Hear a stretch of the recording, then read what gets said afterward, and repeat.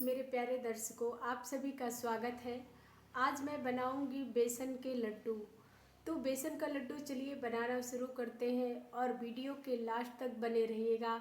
आपके सभी सवालों का जवाब इस वीडियो में मिलेगा कि बेसन के लड्डू बनाते वक्त क्यों गले में चिपकता है, क्यों बंधता नहीं है, क्यों टाइट हो जाता है। तो इस सारी चीज़ों का मैं आपको बताते चलूँगी और जितना भी अनुपात है वो सारे अनुपात आप फॉलो करिए। आपका लड्डू परफेक्ट बाज़ार से भी अच्छा लड्डू बनेगा। तो चलिए बनाना शुरू करते हैं बेसन के लड्डू। क्या क्या सामग्री लगेगी मैं आपको बता देती हूँ। हमने 250 ग्राम बेसन लिया है। ये हमारा बेसन जो है पतला है। आप मोटा बेसन भी ले सकते हैं अगर आपको मिले। मैं पतला बेसन ही यूज कर रही हूँ। और ये हमारा 250 ग्राम चीनी है। 250 ग्राम ही हमने घी का यूज किया है। और हमने 5 जो है इलायचियों को कूट के रख लिया है। तो चलिए बनाना शुरू करते हैं। इन्हीं चीज़ों से मैं बेसन के लड्डू बनाऊंगी और बेसन के लड्डू पूरे एकदम परफेक्ट लड्डू बनेंगे। तो पहले इसके लिए मैं चीनी का जो प्रयोग करूंगी वो तगाड़ यानी जिसे बूरा कहते हैं, तो मैं बूरे का प्रयोग करूंगी। अगर आप बूरा बनाने के लिए, चीनी का बूरा बनाने के लिए यानी तगाड़ बनाने के लिए हमने 1 पाव चीनी लिया है और उसमें हमने डाला है। अब देखिए इसी से हमारा तगाड़ बन के तैयार हो जाएगा। और अगर आपकी चीनी गंदी है तो आप उसमें 2 चम्मच पानी डाल 2 चम्मच आप उसमें दूध डाल दीजिएगा और ऊपर का जो झाग बनेगा उसको निकाल दीजिएगा। तो आपकी चीनी जो है साफ़ सुथरी हो जाएगी। इस तरह से हम जो है तगाड़ बना लेंगे। के तैयार हो गया है और देखिए कितना अच्छा, कितने अच्छे तरीके से बना है, खिला खिला। अगर थोड़ा बहुत भी अगर रह जाता है तो जब आपकी चीनी गाढ़ी हो जाए तो उसके बाद जो है आपको गैस को बंद कर देना है और बंद करके इसे चलाते रहना है। इस तरह से आपका बहुत अच्छे से बन जाएगा। अगर थोड़ा बहुत जो है गाढ़ा रह गया ढोके। कढ़ाई मेरी गर्म हो चुकी है। अब मैं इसमें घी डाल दूँगी। घी मैं पूरा नहीं डालूँगी, थोड़ा सा घी मैं बचा लूँगी। जब मुझे ज़रूरत सा महसूस होगा तो मैं 1-1.5 चम्मच बचा ली हूँ घी। पूरा घी एक साथ नहीं डालेंगे। और जैसे घी पिघल जाएगा वैसे ही मैं बेसन को ऐड करूँगी। जितना बेसन रहेगा उतना ही आपका घी लगेगा। थोड़ा बहुत 2-4 चम्मच का जो है अंतर पड़ता है। तो हमारा घी पिघल चुका है। अब मैं बेसन डाल दूँगी और मुझे बेसन को स्लो आंच पर ही भुनना है। मीडियम स्लो आंच पर भुनना है ना, एकदम स्लो ना ही एकदम हाई। और ऐसे क्या होता है कि जब हम ऐसे भूनते हैं तो हमारे स्लो फ्लेम पर अगर हम भूनते हैं बेसन को तो बेसन हमारा अच्छे से पकता है। जो लोग कहते हैं कि गले में बेसन लगता है, मेरे लड्डू गले में लगते हैं, तो उसके पीछे रीज़न है। क्योंकि जब आप बेसन को भूनते हैं तो बेसन आपका भुनाता नहीं, जल जाता है और जलने की वजह से बेसन पकता नहीं है।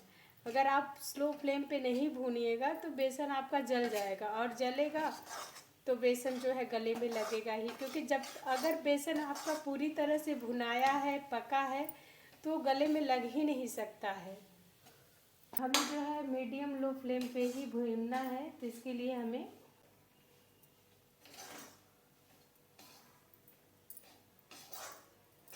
बेसन को लो मीडियम फ्लेम पे भुनना है, बहुत अच्छी तरीके से भुनना है। बेसन जैसे जैसे भुनाता जाएगा वो हल्का होता जाएगा, आपको चलाने में और भी आसान होता जाएगा। बेसन हमारा फूलता चला जाएगा जैसे जैसे भुनाएगा वैसे वैसे। और आपको बता दें कि पूरे किचन में इतनी अच्छी खुशबू है बेसन की, सोधी सोधी महक रही है। यदि आपका बेसन मोटे दाने का है तो आपको पानी के छिट्टे नहीं मारने हैं। लेकिन अगर मोटे दाने का नहीं है, पतले दाने का है, तो आपको पानी के छिट्टे मारने हैं। और पानी के छिट्टे कब मारने होंगे मैं आपको ये बताऊंगी। क्योंकि पानी के छिट्टे मारने से ही हमारे बेसनों में जो है दाने पड़ेंगे, वो फूलते हैं और दाने पड़ते हैं। 2 से 3 बार हमें जो है पानी के छिट्टे मारने हैं और उसके बाद भूनते रहना है। फिर मैं आपको स्टेप बाय स्टेप दिखाती चलूँगी, बताती।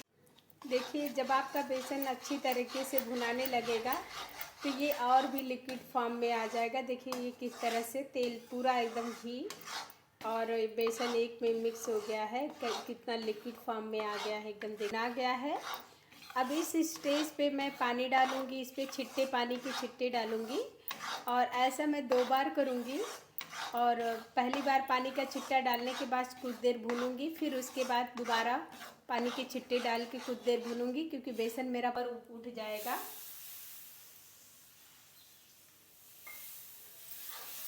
ये देखिए, आप देख सकते हैं इस तरह से हो जाएगा, इस तरह से हो जाएगा, ऊपर उठा उठा दाना पूरा इसमें।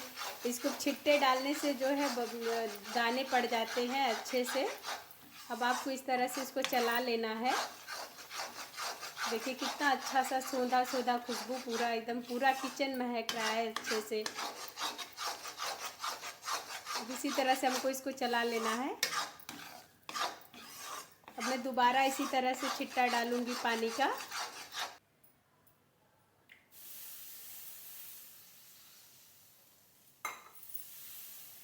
छिट्टे मारने से पूरा एकदम दाना पड़ जाता है और बहुत ही हल्का हो जाता है, फ्लफी हो जाता है और हमारा जो है लड्डू दानेदार बनता है।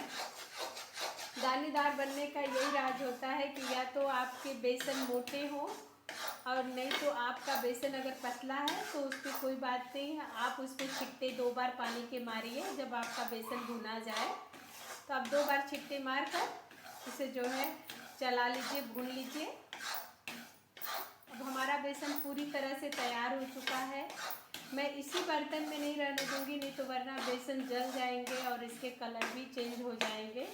तो देखिए बेसन अच्छी तरीके से भुना गया है। अब बेसनों को मैं पलट लेती हूँ एक दूसरे बर्तन में।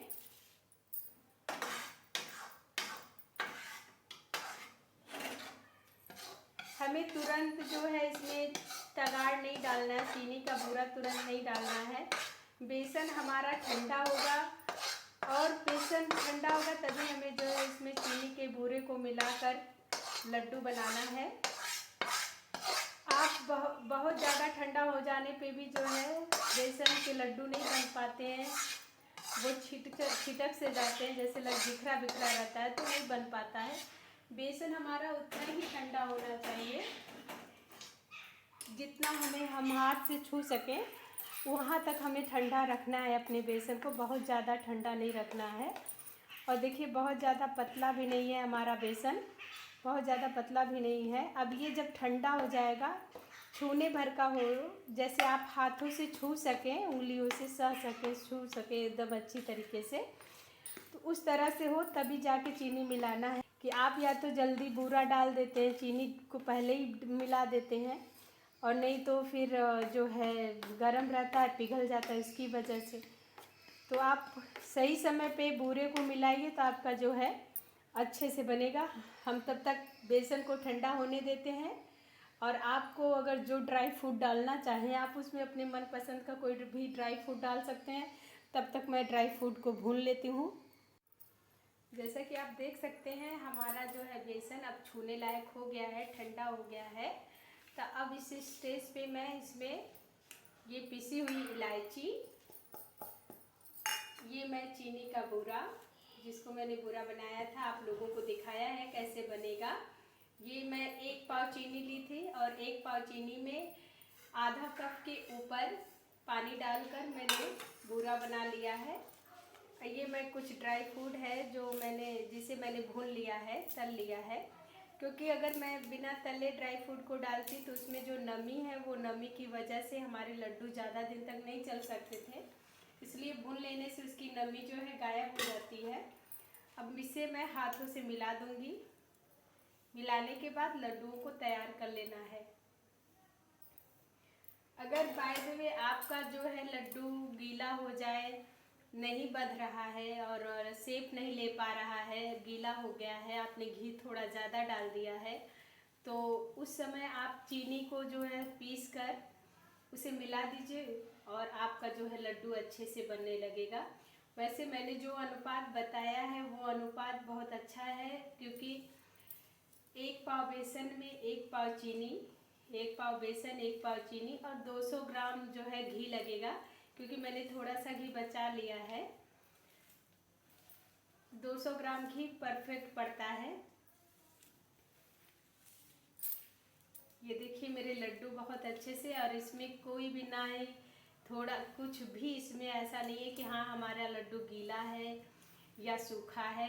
अगर सूखा रह जाता है तो इसके पीछे रीज़न है कि आप जो है लड्डुओं को ज़्यादा, बेसन को ज़्यादा ठंडा करके उसके बाद बूरे को मिलाते हैं, तो वो छिटक सा जाता है और अच्छे से बंध नहीं पाता है, उसकी समस्या इसीलिए आती है। और आप जैसा चाहें वैसा ड्राई फ्रूट डाल सकते हैं, वो आप पे डिपेंड करता है। इसी तरह हम सारे लड्डुओं को बांधेंगे। आइए हम बांधना बताते हैं आपको कैसे बांधना है।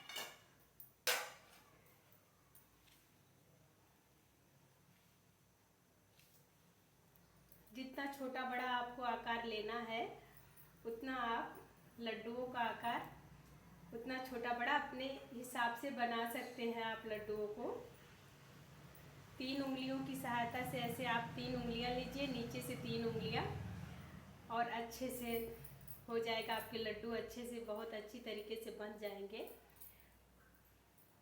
देखिए ये प्यारा सा, मैं इतना बड़ा लड्डू बनाती हूँ, घर के लिए है तो मैं इतना बड़ा ही घर बनाऊंगी। घर में आप बड़े अपने हिसाब से छोटा बड़ा कर सकते हैं। तो मैं इसी तरह सारे लड्डुओं को बांध लूँगी। अगर आपको लग रहा है कि और भी गोला चाहिए तो आप बांध के लड्डुओं को हाथों में ऐसे ऐसे कर देंगे, तो आपके लड्डू जो है इतने प्यारे से, इतने अच्छे से इस तरह से तैयार हो जाएंगे। मैं इसी तरह सारे लड्डुओं को बांध लूँगी। अगर आपको आकार चाहिए कि एक ही साइज की सारे लड्डू हों, तो आप कोई बर्तन यूज़ कर लीजिए, कोई बड़ा चम्मच हो या छोटी कटोरी हो, आप उसी से उठा उठा के अपने हाथों पे लीजिए और सारे लड्डू उसी साइज के बनेंगे। ये देखिए इतना प्यारा सा लड्डू बनके तैयार है। इसी तरह अब मैं सारे लड्डुओं को बना लूँगी। जैसा कि आप देख सकते हैं लड्डू हमारे बनके रेडी हैं, और इतने प्यारे प्यारे से लड्डू बने हैं। इसे बांधने में भी कोई दिक्कत नहीं आई है, और ये अच्छे से बंध भी गए हैं।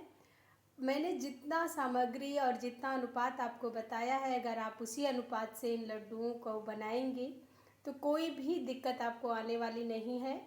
और अगर आपको कोई और भी मिठाई चाहिए तो आप मुझे कमेंट में बता सकते हैं, मैं उसकी भी रेसिपी लाऊंगी।